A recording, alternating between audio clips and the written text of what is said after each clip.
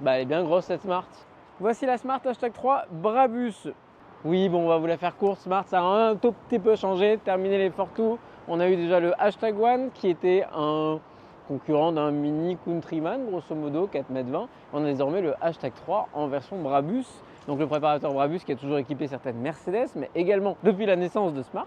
Voici donc le hashtag 3 Brabus, un coupé 4 portes, sans encadrement s'il vous plaît, de plus de 4,40 m de long, avec des feux très effilés, une ligne très dynamique, une poupe et une esthétique plutôt globalement très réussie. On va retrouver des specs spécifiques à la version Brabus et notamment un 0 à 100 en 3 secondes 7, 428 chevaux, une transmission intégrale qui ne sera active qu'en mode Brabus et puis surtout des équipements de raffinement qu'on ne voit plus beaucoup aujourd'hui. Regardez la qualité de fabrication à l'intérieur, on va revoir des éclairages d'ambiance un peu partout, un toit panoramique avec un effet halo assez important. On va avoir également des sièges baquets brodés Brabus pour le côté sportif. On va avoir de l'Alcantara à profusion, que ce soit sur les sièges arrière, sur les sièges avant et des petites broderies en logo Smart, mais aussi des ceintures de sécurité rouges.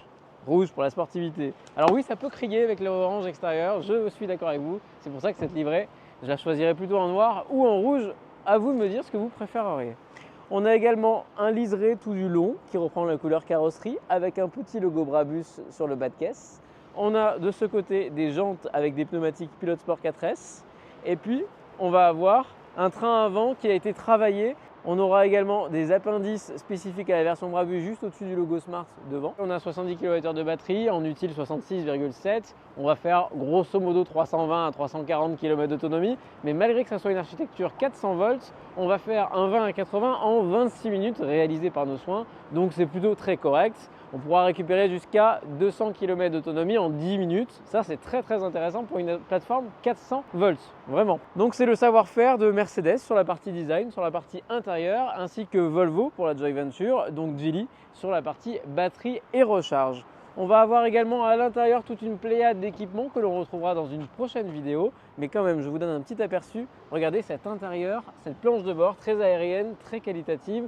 Mais dites-moi, il y a plus grand monde sur le marché qui fait quelque chose d'aussi joli? Si, les premium allemands. Bah, pourtant, c'est pas allemand. C'est allemand et chinois. J'y comprends plus rien. Si les Chinois font mieux que les Allemands maintenant,